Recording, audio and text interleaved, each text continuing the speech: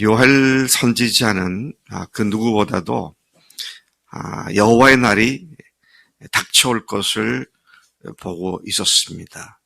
여호와의 날이 닥쳐온다는 말은 하나님의 심각한 징벌이 임하고 그들의 현 상태에 대한 하나님의 심판으로 파멸이 임할 것을 바라보았다는 말씀이죠. 자, 이 상황에서 그가 제사장들로부터 회개할 것을 촉구하고 있습니다. 한 공동체, 한 국가의 잘못된 것을 먼저 볼 줄 아는 영적 리더들로부터 회개가 시작돼야 함을 암시해주고 있는 말씀이죠. 그가 이렇게 말하죠. 제사장들아, 너희는 굵은 배로 동이고 슬피울지어다. 굵은 배로 동이고 슬피우라고 그렇게 외칩니다. 제사장들이 굵은 베옷을 입고 슬피우는 모습은 영적 지도자들로서 국가와 민족을 위한 대신하는 중보의 회개 기도를 의미하는 것이죠. 그는 특별히 여기에서 삼중적으로 강조를 하고 있습니다. 세 겹으로 강조를 하고 있는데 제사장들을 부르기를 제사장들, 또 제단에 수종 드는 자들, 또 내 하나님께 수종 지는 자들이라고 표현을 하면서 너희는 울지어다. 울며 부르짖는 회개 기도를 하라고 촉구하고 있습니다. 너희는 와서 굵은 베옷을 입고 밤이 새도록 누울지어다라고 권고합니다. 와서 철야를 해서라도 회개하라는 말씀이죠. 여러분, 우리가 이런 죄를 회개할, 우리의 한 상태가 이렇게 회개할 죄들이 있는가, 되게 마음에 부딪히는 것이 있으세요? 요엘은 하나님을 내 하나님이라고 부릅니다. 무슨 말입니까? 그토록 친밀한 하나님과의 사랑의 관계를 표현하고 있는 것이죠. 또 같은 13절에서 보면 소제와 전제와 너희 하나님의 성전에서 드리지 못함이라는 그런 표현을 함으로써 요엘과 제사장들이 동일하게 누리고 있는 하나님과의 친밀한 관계를 나타내고 있습니다. 여기 아까 내 하나님이라고 그랬죠? 근데 여기 조금 전에 읽었던 말씀은 너희 하나님, 내 하나님, 너희 하나님, 공동체가 함께 믿고 사랑하는 그런 친밀하신 하나님과의 관계에 이상이 생겨서 지금 이런 회개를 촉구하고 있는 것을 보게 되는 것입니다. 오늘 우리가 어느 누구보다도 주님과의 친밀한 사랑관계에 돌입한 자들인 줄로 믿습니다. 십자가만 아니라 부활로 확증되어진 예수님이 나의 주님이십니다. 나의 하나님이시다라고 고백한 사건으로 말미암아 우리 영원히 하나님의 자녀로 하나님의 사람들로 인침을 받은 우리들이죠. 네. 그런데 그런 부활로까지 확실하게 인침을 받은 우리가 그렇지 못한, 어떻게 보면은 정말 구원받았는지가 의심스러운 수많은 주변 사람들에 비하여 우리가 특별히 하나님께 감사하는 그런 입장 아닙니까? 그런데 주님을 사랑하는 것이 그들보다 더 합니까? 그들만 못하지도 않습니까? 자, 이런 것들이 정말 우리가 회개할 문제다. 저는 이 말씀을 읽으면서 특별히 요엘서의 시대적 배경이 확실치 않기 때문에 그 어떤 상황에서 이런 말이 나왔는지를 아주 자세하게 픽업하기는 어렵지만, 그러나 분명한 것은 하나님과의 사랑 관계에 이상이 생겨서 그것이 누적되어서 여호와의 날, 그날이 도래할 것을 바로 보고 있던 요엘이 이와 같은 회개의 기도를 하고 있는 것을 보게 되는 것이죠. 14절에서 요엘은 여기서 더 나아가 금식일을 정하고 성회를 소집하여 장로들과 이 땅의 모든 주민들을 너희 하나님이 여호와의 성전으로 소집하여 거국적으로 민족적으로 여호와께 부르짖으며 회개를 하라고, 회개 운동을 촉구하는 그런 말씀을 계속하고 있는 것이죠. 금식은 하나님의 긍휼을 구하며 또 자신의 죄를 철저히 회개하는 표시가 금식이죠. 15절에 보니까 슬프다. 그날이여 여호와의 날이 가까웠으나니. 그가 이토록 몸부림치면서 회개를 촉구하고 슬퍼하는 이유가 뭡니까? 그날 곧 여호와의 날이 가까웠기 때문이다. 어제 우리가 본 말씀대로 한다면 메뚜기 때의 재앙이 임박했고 하나님께서 이 땅에 먹을 것을 남겨두지 아니할 것이고 제사장들이 번제와 소제로 드릴 것이 없어질 것이어서 하나님 앞에 우리가 제대로 예배도 드릴 수 없는 그날이 온다는 것을 바라보면서 그날이라고 말했고 여호와의 날이라고 말했고 그것이 가까웠다고 지금 그렇게 말하고 있는 것입니다. 그날이 어떤 날입니까? 곧 전능자이신 하나님께로부터 올 것을 말하고 있는 것이죠. 하나님께로부터 오는 날은 심판이며 멸망의 날이라는 사실을 보여주고 있는 것입니다. 하나님은 우리의 잘못을 오래 참으시고 기다리신 분이십니다. 우리가 잘못할 때마다 그때마다 회초를 쳐서 때리신 분이 아니시고 스스로 회개하고 돌이키기를 오래 참고 기다리시는 분이십니다. 그러나 그 죄와 죄악으로부터 돌이키지 않고 회개치 않고 누적시켜 더 이상 봐둘 수가 없다라고 하실 때 하나님께서는 반드시 심판하시며 징벌하시는 하나님이시다는 것이죠. 따라서 우리는 우리가 죄를 짓고 있음을 알게 될 때 즉시로 하나님 앞에서 회개해야 하는 것이다. 것이죠. 그래서 저는 요즘 마음이 매우 괴롭습니다. 참 마음이 너무 괴로워요.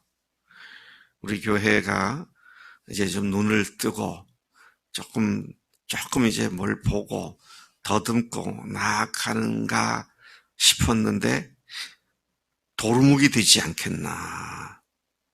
왜요? 우리가 이제 마디장도 생겨서 영혼들을 섬기고 돕고 하는 그런 일에 눈도 떴는데 그걸 무슨 힘으로 할 수 있나요? 기도하지 않고 내 힘으로 할 수 있나요? 주님께 나아갈수록 더욱 우리가 연약함과 부족함 때문에 몸을 떨면서 주 앞에 엎드릴 수밖에 없는데 갈수록 그렇게 하지 않는 것을 본다는 것이죠.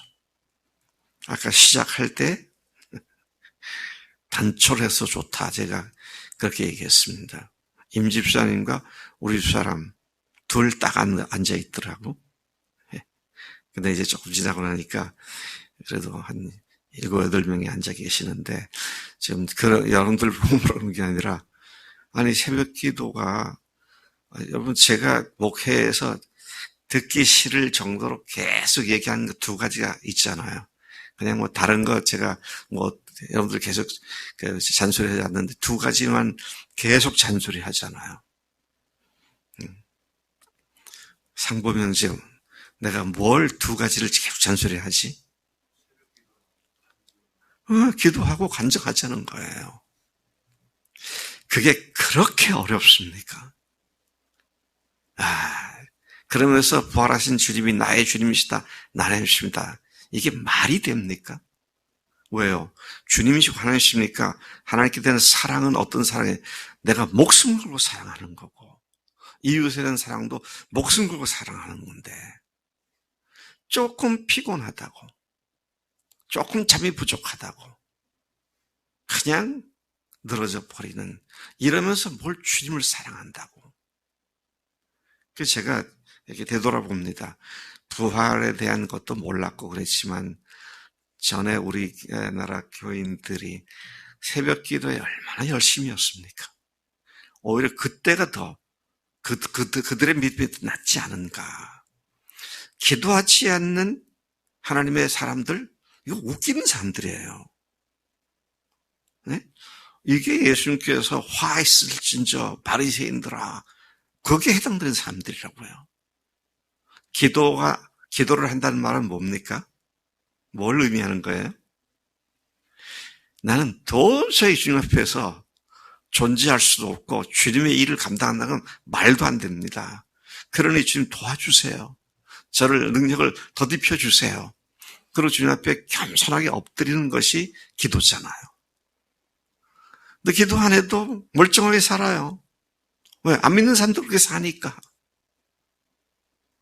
그리고 교회 와서는 가장 경건한 척하면서 진리를 얘기한다고 하면서 뭐가 어떻고 저쩌고 하면서 그런 사람들이 너무 많다는 거잖아요.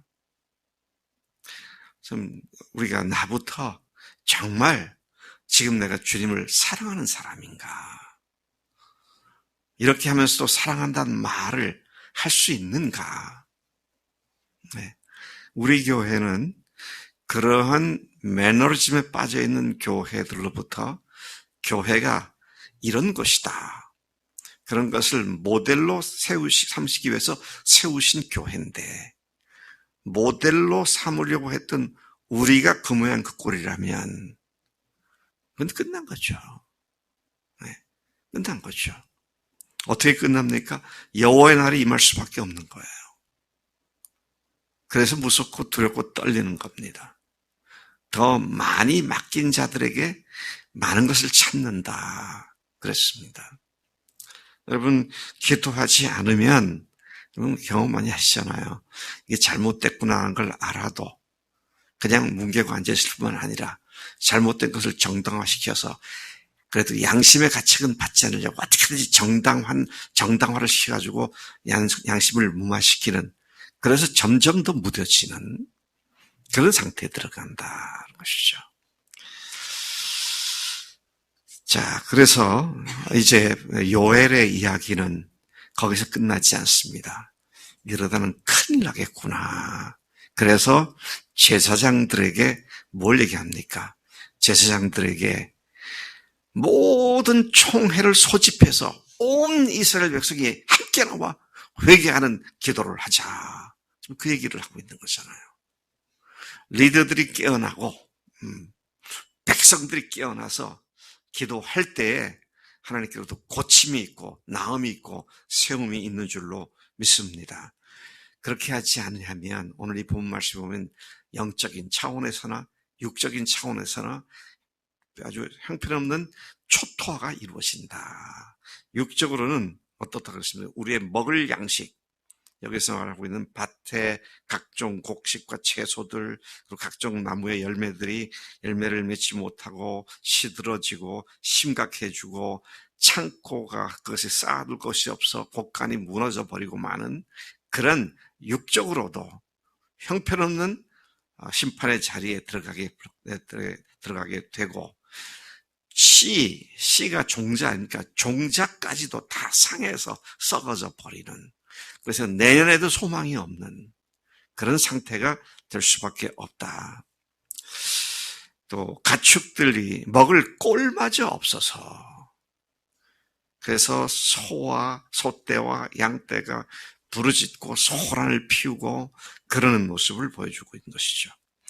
또 목장의 풀은 다 불타버렸고 모든 나무들이 불타버렸고 그러면서 더 이상 먹을 것이 없는 그런 상태를 보면서 부르짖는 모습으로. 어떻게 부르짖습니까? 여호와여, 내가 주께 부르짖으오니 불이 목장의 풀을 살랐고 불꽃이 들의 모든 나무를 살랐음이니이다.